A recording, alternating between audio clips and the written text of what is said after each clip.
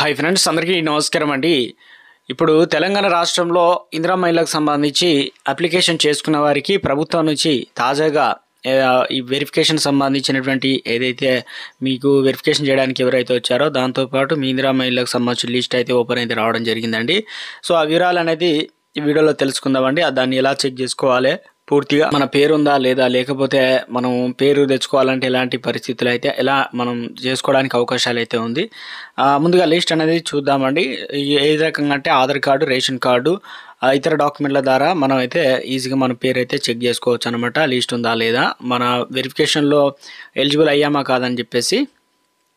So ముందుగా మీరు మీ మొబైల్లో కావచ్చు ఈజీగా indiramailu.gov.in అనే వెబ్సైట్ని అయితే సందర్శించండి. ఇది గవర్నమెంట్ సంబంధించినటువంటి వెబ్సైట్ అనమాట. ఇందులో వచ్చిన తర్వాత మనకు ఒక లిస్ట్ అనేది ఓపెన్ అవుతుంది అనమాట. ఈ లిస్ట్లో అయితే మనం ఈజీగా చెక్ చేసుకోవచ్చు అనమాట. ఇంకా ఛానల్ సబ్స్క్రైబ్ అయితే వెంటనే ఛానల్ సబ్స్క్రైబ్ చేసుకోండి అండి. మనకు ఎలా అంటే డీటెయిల్స్ అనేది ఇస్తారనమాట. ఇందులో మోర్ అనేది ఉంటుంది కదా, ఆప్షన్ ఇక్కడ చూసుకోండి. ఈ ఆప్షన్ పైన ట్యాప్ చేసినట్లయితే సింపుల్గా మనకు ఈ ఆప్షన్ అయితే కనిపిస్తుంది అనమాట.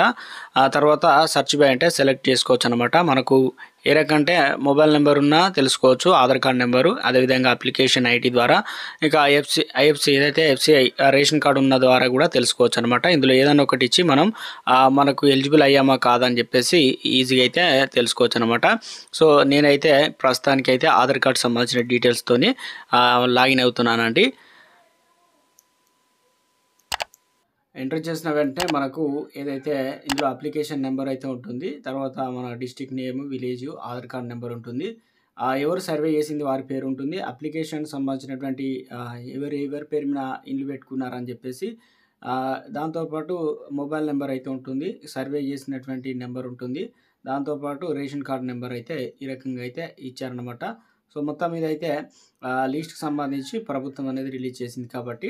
సో ఇంకొకటి, చాలామందికి ఇలా లిస్ట్లో పేరున్నా కూడా కొంతమందికి ఏదైతే ఇందిరా మిల్లు రాకపోవచ్చు బై ఛాన్స్. ఒకవేళ ప్రభుత్వం మరి సర్వే అనేది కొనసాగించింది కాబట్టి 26 తారీఖున మనకు ఏదైతే అకౌంట్లో డబ్బులు అనేది జమ చేస్తారు కాబట్టి, ఈ లోపు మీరు ఇంకా మిగిలిపోయిన వారు కొత్త రేషన్ కార్డులు ఇందిరా మహిళలకు సంబంధించి 21 తారీఖు నుంచి 24 తారీఖు వరకు అప్లికేషన్ కూడా చేసుకోవచ్చు అనమాట. ఇది ప్రస్తుతం ఇందిరా మహిళలకు సంబంధించినటువంటి ఫుల్ ప్రాసెస్ ఇన్ఫర్మేషన్ అండి.